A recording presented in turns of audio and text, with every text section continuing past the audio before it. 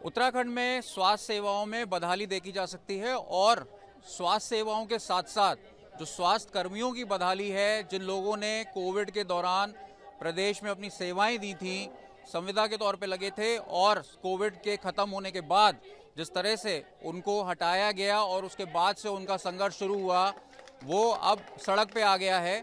काफ़ी समय से कोविड कर्मचारी जो कि कोविड के दौरान अलग अलग पदों पर थे, वो नर्सेस भी हैं, टेक्नीशियंस भी हैं और अलग अलग सेवाओं में प्रदेश को अपनी सेवाएं दे रहे थे, वो अब सड़क पे आ गए हैं। और स्वास्थ्य मंत्री धन सिंह रावत का जो यमुना कॉलोनी में घर है, उसकी तरफ यहाँ पर देहरादून में कई लोगों ने कूच किया है। मांग ये है कि उनको नियमित किया जाए।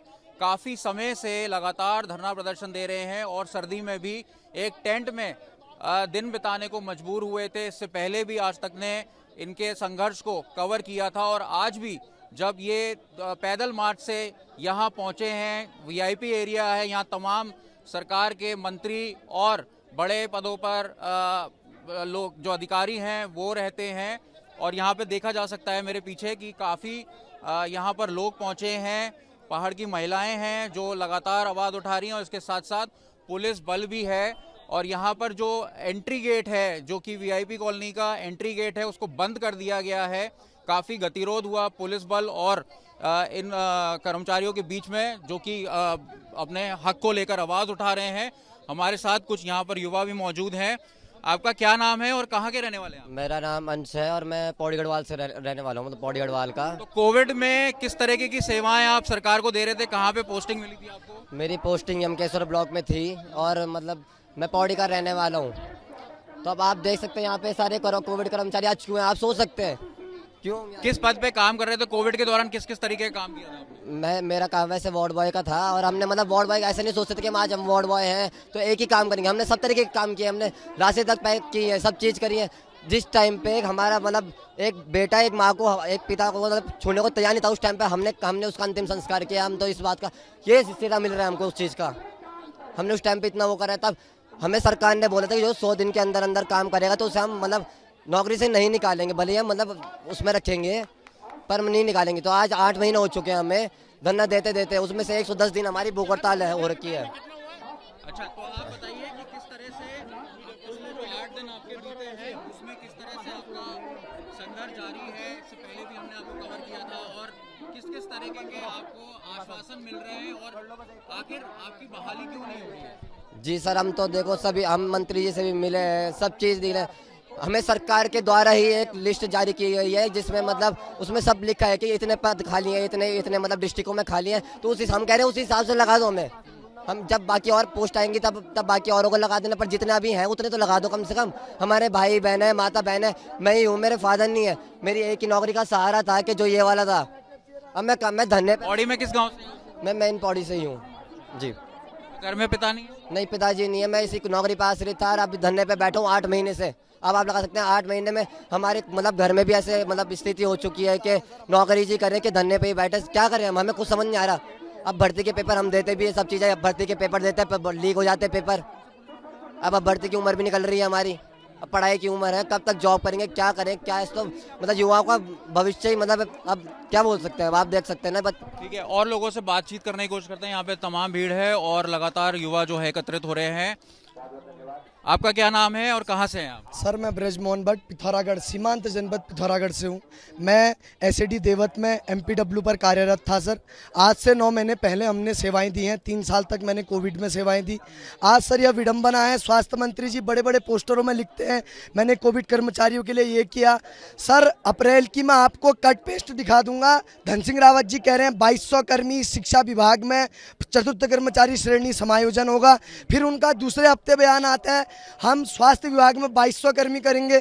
सर ये कहते हैं युवा मुख्यमंत्री है, हम मानते हैं आप युवा हैं सर।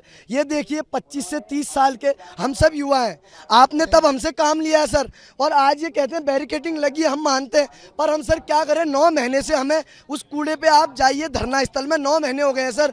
और आज इनकी ये एक मांग है कि हम युवाओं को रोजगार। सरकार क्या कह रही है आपको कि जरूरत है कि नहीं? सरकार सर आप अभी इस्तीफा आप इनके वो देखेंगे सर, इन पे स्वास्थ्य विभाग में सबसे सबसे ज्यादा पद खाली हैं 4th class data operator, data entry operator. 2014 से कोई भर्ती नहीं आई ईश्वर शास्त्री विभाग में। अभी जब कोविड कर्मचारियों और ANM GNM ने धरना किया है, उसके बाद धन सिंह रावत ने डर के ANM को घर घर जाके नियुक्ति पत्र दिए। ये करीब 900 के करीब आप लोग। सर 950 हमारी संख्या है, कुछ कर्मचारियां छोड़ चुके हैं। यह कर्मचारी जो जिंदा हैं वो ये हैं, और हम एक ही मांग, या तो हम आज अर्थियां जाएंगे हमारी घरों में, या तो हमें ज्वाइनिंग लेटर चाहिए, और हम ये बैरिकेड तोड़ के हम अपना खुद लेंगे। अब सचिवालय जाके खुद अपना ज्वाइनिंग लेटर लेंगे।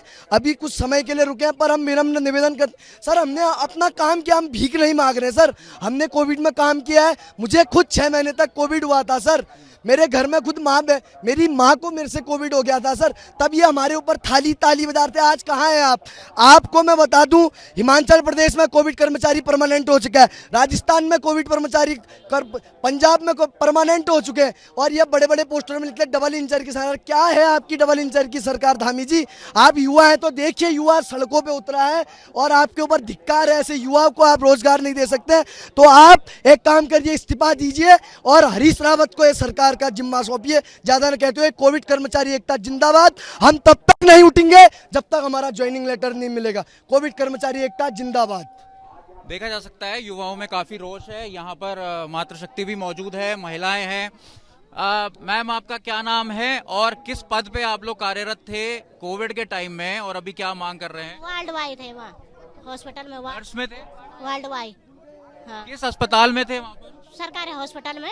देहरादून में? ना, उत्तरकाशी। आप उत्तरकाशी से? जी जी जी जी। उत्तरकाशी में कौन से गांव से? बीच शहर के हम इधर ये मेन उत्तरकाशी। नहीं, उत्तरकाशी के हैं जी। उत्तरकाशी का जो ये PHC है या CHC है, वहाँ पर आप थे? जिला अस्पताल जो है? जी जी। तो किस तरह का काम रहता था? चादर बिछाते थे जैसे, और रजाएं देते थे, और ग्लूकोज हटाते थे। और जब ये कोरोना आया तब तो हमने लाश भी उठाई हम लोगों ने, तो तब तो हम अच्छे थे जब हमने काम करा। और जब अब वो बीमारी वो हो गए, तब हमें बाहर हटा दिया है। मेरे पति बीमार हो रहे, साल भर हो गए। मैंने उन लोगों से बोला हॉस्पिटल में डॉक्टरों से कि पहले हमारा पता कर लो, पहले हमारी क्या स्थिति है।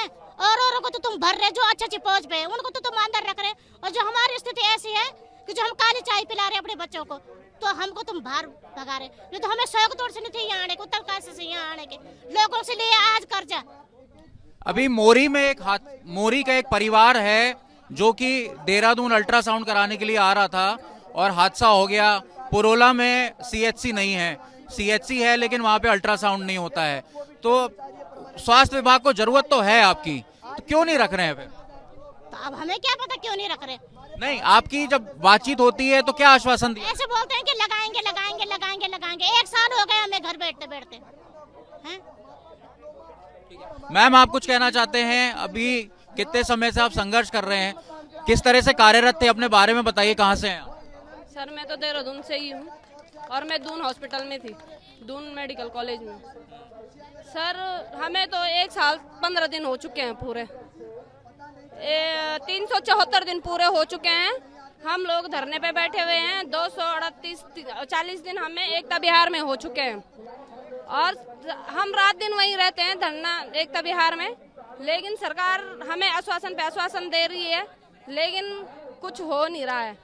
सरकार हमेशा न्यूज़पेपरों में निकालती है 2500 वार्ड वालों की भर्ती निकाल रहे हैं, 2500 वार्ड वालों की भर्ती निकाल रहे हैं। ये पता नहीं कब निकालेंगे, हमें पता नहीं है। ये चुनाव के लिए राजनीति खेल रहे हैं कि क्या कर रहे हैं, ये हमें भी नहीं है पता। लेकिन वोट देते हैं ना, तो तभी तो ये सरकार भी जीतती है। और जब हम वोट नहीं देंगे, क्यों? हम तो भूखे मर रहे। पहले हमारा वो देखे जाए, मौका करे जाए, तब जाके हमें नौकरी दे। हम ऐसे बोलते हैं सरकार से। देखा जा सकता है यहाँ पर तमाम लोग जो हैं इस समय रोष में हैं। भारी पुलिस बल भी मौजूद है, और यहाँ पर महिलाएं भी इस समय सड़क पर बैठी हुई हैं, और उनका कहना है कि आज मंत्री के घर जरूर जाएंगे और किसी तरीके से अपना नियुक्ति पत्र लेंगे। मैम, आपका क्या नाम है, कहाँ से हैं आप, और कोविड के दौरान आपने किस तरह सेवाएं दी? अभी कुछ नहीं कहना चाहते हैं?